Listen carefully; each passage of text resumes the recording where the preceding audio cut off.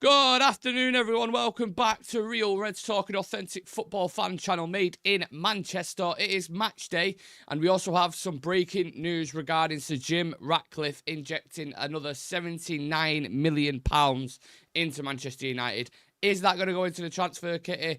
Probably not. It's going to go into something else, which we'll discuss and we'll get on to very, very shortly. But we have some match day quotes. We've got some stuff about Mason Mount. We've got some stuff about Alejandro Garnacho. So they're the four topics we will be discussing for you today that you can see on your screens. How are we, Shreyas? Yeah, doing fairly well. Been, I would say, an eventful week for United every single day with Rashford coming out and all of the things. Then Garner winning the Puskas Award as well for his goal Yes. against Everton. So a lot of stuff going around, and I leave on a vacation on Christmas. Ooh. So Where are you going this time? This time, just for relaxing, I'm going back to Thailand. Thailand? Yeah. Oh, wow. You were really And I will be Mr. streaming Worldwide, from aren't you? there as well. We'll be streaming from there as well. Dedication to the cause, that's what we like Yeah. to see. Well, speaking of dedication to the cause, so Jim is certainly dedicated in injecting his cash. He's injected a further £79 million into Manchester United, and he's increased his stake in the club and changed ownership of his involvement to the INEOS company. Now, we're going to break this down for people who don't quite understand, basically in layman's terms. So, United co-owner injects a further 79 million and a raise in shareholding to 28.94%. Now, interestingly, it was also noted that he changed ownership of his involvement from himself to the INEOS company, right? With an extra 75 million going towards more kind of infrastructure and Carrington and these kind of things, rather than people might be thinking, oh, well, we're going to buy Teo Hernandez in January. It's not going to work like that. Never going to happen. No, all of this has been earmarked for infrastructure, which will be used completely across the club, and work's already kind of started on improvements to Carrington Training Complex and so on and so forth. But he's certainly putting his money where his mouth is, isn't he, Shreyas? He is, and I think with time, as we see those improvements, being done around the stadium, Carrington, the training ground, and every single aspect of the club, I think people will start to understand it a lot better. I think every single time people just hear cash injection, they just feel that, we are going to be signing players.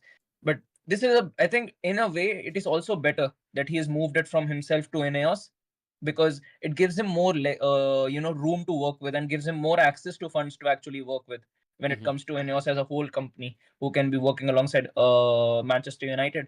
And I think once again, the stadium as well as the training ground, they've been in dire needs for upgrades for quite some time. And we've heard it a lot of times as well, that championship clubs and even League One clubs at times have had better access to infrastructural facilities in comparison to Manchester United. So all of this was much needed. And I just hope that, we make the right improvements, and even if it takes time, like 6 to 8 months, at least we get the best product that is possible. It's a weird kind of balance in it, because obviously a couple of weeks ago, you had all the stuff coming out about him, the Christmas vouchers being slashed from, £100 voucher, now you get a 40 quid M&S voucher. So in reality, how much is that, kind of saving in general? And then you had all the staff that have been sacked. All these cutting costs that they're making, which just is not favourable with the fans or the community in general, and the ticket price is obviously another massive one as well, charging kids and OAPs basically more than £66 for a game is just insanity in my opinion. But then the flip side of that is he is injecting. I know he's a billionaire, so people will say, well, to him it's pennies or whatever. It's still another, like, just saying the eyes, another £80 million into Carrington can only be a good thing, can't it? Yeah, and once again, it is still a massive investment. And considering how the football world works, and considering how many clubs are right now struggling to balance the books, people need to understand that all of this is being done in a careful manner, so that United don't really violate any, sort of PSR or any sort of accounting. Because a lot of clubs, and I'm going to say the top clubs, are suffering because of it, not just in the Prem, but also in, clubs in Spain, clubs in the Serie A. A lot of clubs are suffering because of it. So I think it is a step-by-step process. It is going to take time, but at least, it is a good sign as to where, things are actually heading. Yeah. I mean, the first thing I saw, I'm not going to lie, the kid in me was kind of like, transfer money. Oh, is this for the January? Because obviously all the kind of words that we're hearing are that you know, they're not going to spend a lot. And I was like, oh, okay, interesting. Like, so that's like the first thing I saw. But then obviously I give it 2 minutes. You read some of the articles and you're like, right, okay. So it just goes. But even still, I think United, and we've spoken about this so many times, have been so far behind in terms of like facilities. I mean, Ronaldo's quotes really stuck, didn't they, when he said that in the interview about Carrington and the jacuzzi and all these kind of things, that they've just not touched it in 20 years. So, but the question I want to ask is, how much of a percentage can that actually have, though, in terms of performance? Or is that small margins like Dave Brailsford kind of says, the 1% to 2%? Or is that 5-10% when you bring a player over, let's say, and they see Leicester's training ground or Tottenham's training ground or their stadium, you know, does their performance enhance to a certain extent when they have obviously the best facilities? I think recovery wise it helps a lot. When it comes to players actually recovering from matches, and when it comes to body recovery, it does help out a lot if you have the advanced technology for it, because considering the amount of strain these players have to go through and considering the amount of minutes that these guys have to play through now, I mean, I would say even a club that is not in Europe has to pay at the bare minimum 45 games a season, which is a lot. And I'm not considering international duty into this, because these players go for international duty as well. So these guys need as much recovery as possible.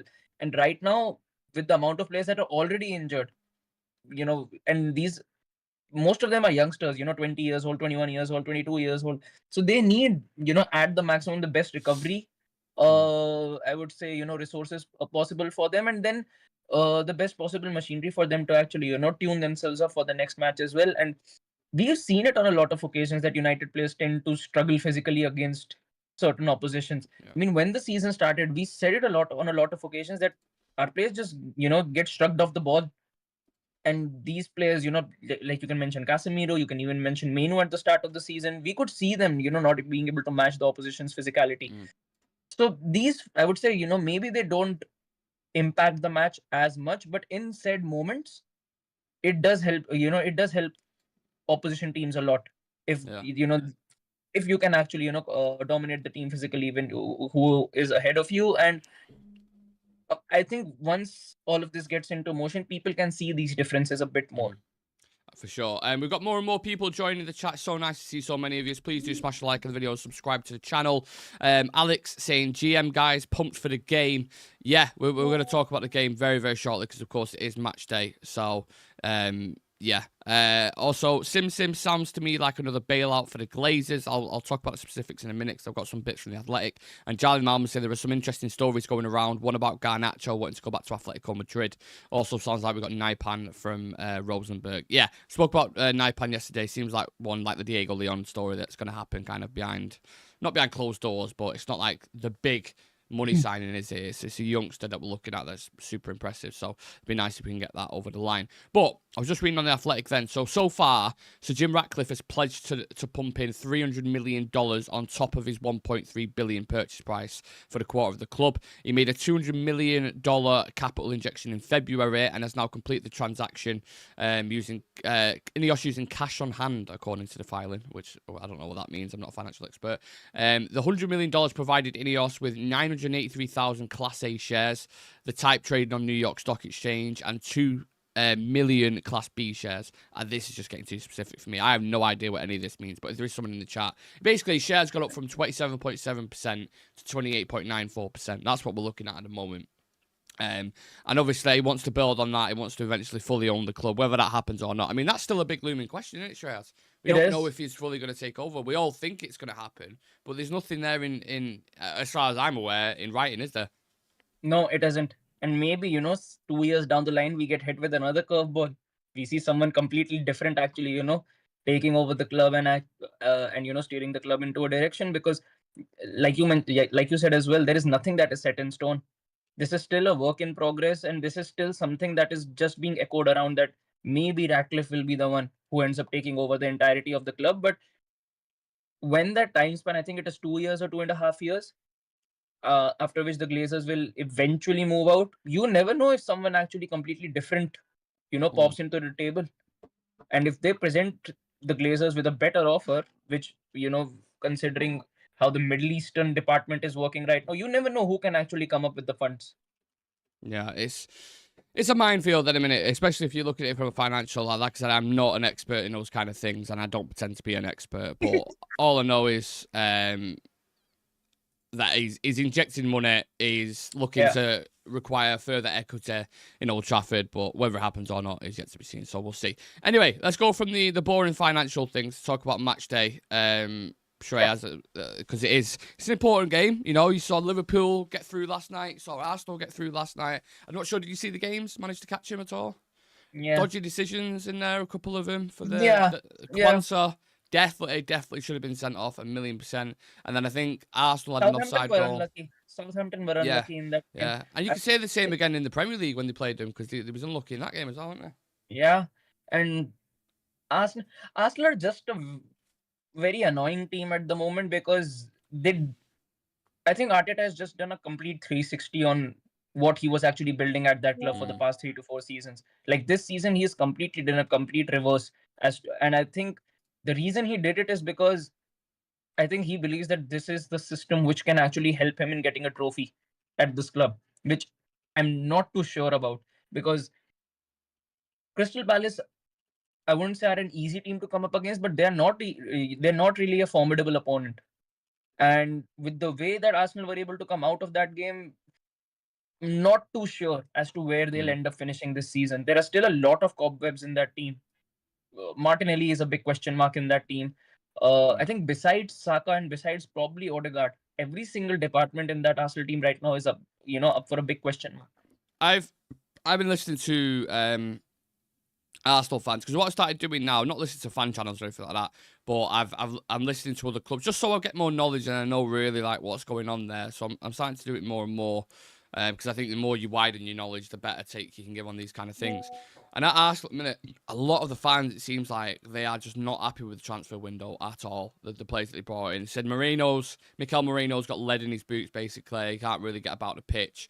He said Calafiore is either there or there. Like sometimes he's really good, sometimes he's bad, sometimes he's injured. You can't get any consistency out of him.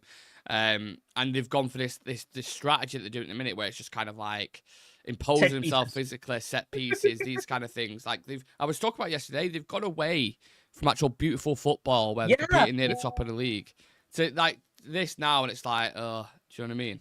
I mean, like last season, if Arsenal were coming up against an Everton or a Wolves, I knew how they would want to play. I knew how they would deploy Rice and Odegaard in that midfield and actually, get Martinelli or even Trossard for that matter on the pitch, just to cause problems and occupy those half spaces. This season, it's like you mentioned as well. It's just a team that is trying to impose themselves physically on their opponent. Yeah. And if you're trying to do that against an Everton team that is being coached by Sean Dyche, they tried out Everton. Exactly. Yeah. It was bizarre to me, but it was slightly going off away from it. The two clubs, Liverpool and Arsenal, went through, so they are through to the semi-finals, which makes it it's setting up some tasty ties. Because if Tottenham goes through, you can have a North London derby in a semi-finals of a Carabao Cup. If we go through, we could have Liverpool, and I mean, I don't need people to tell you all what happened in the FA Cup last year, do we, Mr. Amad Diallo? So you've got some interesting ties setting up there, and it's one of those where I felt like the last time we won the Carabao, I felt not cheated, because I think we did play Villa and we played a couple of decent teams, but like Nottingham Forest we played twice and it was kind of like home and away, pretty like Charlton Athletic. Yeah, Charlton Athletic. You look at the run; it's not an amazing run. It's not like the FA Cup where we beat City and Liverpool. So actually, sometimes when I see those teams in the semis and think about the team that you're going to play in the final, you're playing the best teams. So if you win you win it on merit, But you got to get past Tottenham tonight. Yeah, but I would genuinely say this is the best time to play Tottenham. This is genuinely the best time to play Tottenham. They're absolutely, weakened with injuries. Van de Ven is out, which is a big boost for, I think, United, because I think Van de Ven is probably one of the better centre-backs in the league. With the recovery pace that he has got and with the high line that Spurs like to play with. And Romero's out, don't forget. Both Romero, and Vicario is out, their best keeper. The other keeper is that they've got is very crap. Yeah, so, Foster, yeah. I think Udogi is out as well. Bentancur is serving his. I think they're going to go mad, like attacking wise. I think they're just going to go. I don't think they're going to try to be disciplined. I think they're going to let's try to overwhelm them and let's see what happens. And I think if we can counter punch him correctly, I think you can Exactly. win this game genuinely. Yeah, because I think Spurs are definitely going to be playing a high line. That Mm, is, something that you don't yeah, even have to debate on. They go yeah. with a high line every single game. Doesn't matter who Mhm, they've got or who they've not got. mhm. On the counter, they'll be there. And I expect goals in this one because Ange as well, considering, this is, I think his quote was before the season started was he always wins stuff in his second season. So Yeah. he's going to go all aggressive in this game as much as he can. And he knows that, the only way he gets over the line against United is if he is able to outscore us. Mm, That's probably the only way he's going to be able to win this one. And with the way we've been playing, I think the past game against City as well, defensively we were very good. All the centre backs, they were very good. So they can build up on this into this game. And if you're able to shut down Son, you've got Spurs. You mm. genuinely got Spurs. The thing is with them, it is the attacking players that even Brennan Johnson, I think, is in really good form this season. He seems to Kulusevski score has all been the doing time. bits as well. But we need to get revenge for what happened at Old Trafford, because that game was that was one of the worst games of the season. That watching Yeah. Tottenham and batter us 3-0, and it was like, and then I think Bruno got sent off as well, didn't he? So it just made it even worse. But Rúben Amorim's been asked about facing him tonight. He said our focus is to play the same way as we did against Manchester City. Try to control the ball with a different team with a lot of pace. So the idea that is to continue with this good moment. He got asked if it will be entertaining. He said, yes, I hope, but sometimes entertaining for the fans is not entertaining for the coaches. So what I expect is a strong team for our side and to win the game. Does this have the potential for a barn burner tonight? It does. It does. I expect both teams to score. Mm. Even if United don't go over the line, I expect us to get on the score sheet. And I think it also depends on what sort of, I would say, players Amorim actually decides to go with, because he tends to chop and change a lot in between games. If he goes with the same, like a backline of Lenny Yoro and Maguire as a centerpiece once again, and then probably see Lisandro back on the left hand side. Yeah. I still see is, I think right now most of the combinations that we've got, in that centre back department are going to be quite strong. Mm. When you look at that midfield, that is an area where I'm keen to see how he's going to actually, deploy players, because he could go with Casemiro and Ugarte, he could go with Ugarte and Bruno again, he can go with Casemiro or Bruno, or Meno could be put in there as well. So there are a lot of combinations that he can go into. I think if we're discussing like the best partnership in the middle, I think we probably both agree on this. It's Menu and Ugarte for sure. Oh yeah. Them two in the middle. But also we have seen him deploy Bruno a bit deeper, but then you think, well, Mount's out, so will he try to Bruno's facilitate gonna, again? yeah. Where's he going to Garnacho is play? not going to start. I don't think Yeah. Garnacho starts in this one. We'll It's going to be Bruno and Ahmad in the 10. Yeah, we'll discuss Garnacho in a moment. But Yeah. he said, I like everything about that team at Tottenham and Ange Postecoglou. They have a lot of pace. They play forward, so we'll try to play in the same way in a different system. The league is really, really tough, and it's strange because you have a lot of teams winning and losing all the time every weekend. I mean, that couldn't be more true in this Premier League season, could it? Yeah, I mean, one win against City and we are once again right in there. One more win, we could sneak into top 5. It is mad at the moment. But I think it's quite exciting. Obviously, for a United fan, it's not the best because we're bottom half of the table. But had we been near the top, mixing up now with your Chelseas or seeing what they're doing, it's anyone's to take. It'd be mega exciting because you've actually got an opportunity for the first time in 5, 6 years, 7 years to win the league. It's been City. City have won 4 in a row. Now it's like, and this is what I was talking about when if City were to get demoted down to the Championship, how open and expansive the league could be, and how this is what we're seeing. I think at the minute, obviously not been relegated, but they're in really bad form, aren't they? They are, and I think once again, this might be the first time in a lot of years that we'll see a Premier League winner who finishes with less than 90 points. I can genuinely see it happening because no team is consistent enough to pull off that many wins now. I mean, you can Bournemouth and Fulham have been playing really well and actually pushing themselves into that 6th and 8th conversation. Brighton have been up and down. Teams in the bottom half as well sometimes are able to surprise us. Ipswich sometimes win. Wolves are able to win. Everton are up and down as well. So it's actually very tough for you to put a finger down on any single team. I would still say it's not a given that Liverpool might win the league. They might derail completely in the of the season. And what if Man City can come back into it. I'm for sure. sure that in the January window, Pep Yeah. will sign a couple of players for Be sure. like, He's going to go. please buy me Yeah, 4 players. I need. I don't care what you spend. Go get Zubimendi. Go get a centre back. Go get a get right back. yeah. Go get a right back. Go get an attacking player. Like I need these players because for me in a minute I look at City and I actually speaking to a City fan yesterday. I was winding him up. He was one of the referees at my work, and I was talking to him about the derby, and I was like, the issue is with City at the minute. Like one of the biggest factors is all your best players who've done so much for you in the past couple of years, like won trebles and leagues and stuff.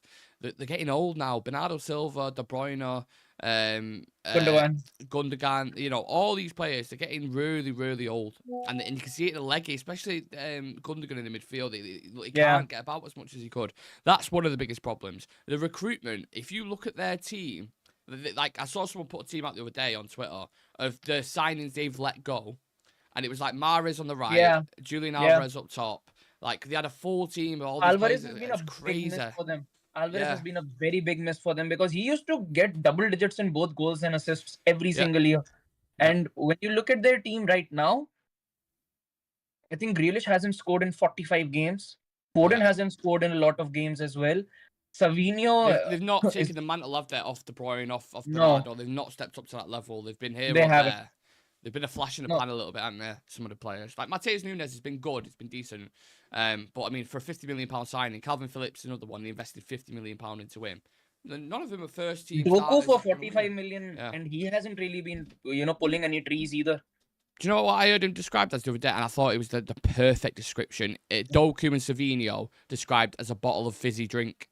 So, like, they're all like, when you shake it a little bit, it's a bit exciting, but then when actually it's kind of nothing happens, you know what I mean? Like, I think both of them are really talented and they look, and when it comes to dribbling, they can beat a man. But their end product, the final pass, Just not there. Not there. St. Maximum is a perfect comparison, I think, for him. A really exciting player, but you can never, ever grind that kind of consistency out of him. So it's interesting to see how they handle that in the January window. But look, this is a Manchester United fan channel, we're not City. Yeah. I just think it's interesting to discuss the specifics, what's going on in the league.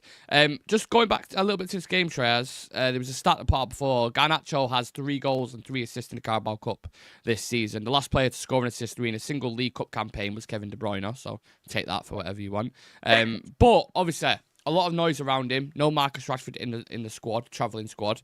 You said he won't start. Why do you think that? I think he needs to earn his spot back into the team right now. Because I think Bruno has been playing well. I know he missed a sitter against City, but Bruno has actually been playing really well. Whether you look at him as that deep lying midfielder, or even if you look at him as a 10, he has actually improved a lot. If you look into Bruno's performances at the start of the season and you look at his performances now, there's a big change in his performances and quality. So Bruno is definitely, Ahmad is undroppable. And I would say the same for Bruno as well. Bruno and Ahmad right now are undroppable. You look at the striker position, Højlund has got it, knotted down at the moment. But do you think Højlund, I think Højlund may come out for this game. I think Xerxes might start. I don't know why. I don't think he should. But I think the way he rotates a lot of times on a Thursday, you don't think he'll do it in this one? I don't think he'll do it against Spurs. Because against Spurs, you need space. You need that pace. And that raw pace against the type of centre backs that Spurs would be out it's a good point. You're not going to play someone at a false 9 against Spurs. Exactly. Really. I mean, you can drag them out in certain areas, but Højlund would probably be the best bet, to be fair, because you've got, like you said, that space. So maybe you will do. But I'm thinking about every Thursday in Europa League when we've expected Højlund played against Bodo, scored 2, and then Xerxes played the game after against Everton. So that's my thinking behind it. But maybe he does start, kind of you never know. Maybe they finally start together. Yeah, potentially. I think it's going to be fascinating to see who starts for both teams, to be honest. I don't think anyone could predict the teams tonight, genuinely. Random guy with a chat. Member for 6 months. Big up yourself, brother. Always supporting the channel. I appreciate you, man. Wow, 10k subs is only 500 away. Let's go, Real Reds. Yeah, so we are less than 500 now. We are 462 subs from 10,000 subscribers, which is an amazing achievement. It's been years in the making. So if there is anyone new in the channel and you haven't hit that subscribe button yet, please do. And when we hit 10k, there's a couple of exciting things that we're going to do that are in the works. So it'd be nice. Nick will jump into a lake on a live stream. Yeah, I don't know about that, but I mean, I don't know. Let's see how happy I am when we hit it. But we'll certainly do a couple of things that we've got planned. So, Yeah. you'll see that when we hit that milestone. Right, let's get to a couple of people going back and forth about financials Sure. in the chat. Do you guys know the rumours that Rashford and Garnacho had a fight and Rashford was sent home? Just asking. I've not seen anything about that personally. I tend not to believe in those kind of things unless it really, really breaks. Yeah, it's like I don't know. I just think it's a case of with Marcus at the moment, they're saying he's ill. How much you want to read into that, I'm not sure. But I think the focus should purely just be on the game, innit? Go there, get the I'm not asked about these leaks and rumours now. Just get the job done. And Amorim said the same thing in his embargoed section last night. I don't know if you saw it. Oh yeah. So it's about the game, innit? Focus on the game. Get the dub. Get through to the semi-finals. I think for a change, you've actually got other players to look at and right now appreciate. You know, take Garnacho and Rashford out of the picture. Appreciate Ahmad. Appreciate Ugarte for that matter as well. I think his first few months at the club, everyone had completely written him off before he even got consistent minutes in. Right now, he's probably one of our better performers on the pitch. Yeah. City, he said City was his best performance. He did an interview with Andy Mitten, which got translated from Spanish to English, and he said City was his best game so far. And I think I said in that game there was a lot of unsung heroes. Ahmad obviously got the praises because of what he'd done. He was involved in quite literally every one of the goals. So rightfully so, he was praised for that. But if you look at Maguire's performance, if you look at Manuel Ugarte's performance, even I would Kobe, even say, Kobe was really good. Lisandro as well. Yeah, it was all solid. Finally, all Lisandro looked good. Lisandro looked As good. a collective, that's the nicest thing, I think. Like, usually we praise one for a moment in a game or whatever, but as a team, we pressed quite well when we needed to. We was really organised. We won individual battles all around the board. It was kind of like, and I think that is what Amorim will be happy about the most. Away from that. So, look, it's hard for me to get invested in the team though, because you feel tonight. Would it surprise you if Spurs did overwhelm us a little bit and maybe we'd have a bit of a... It wouldn't, would it? It wouldn't surprise you at all.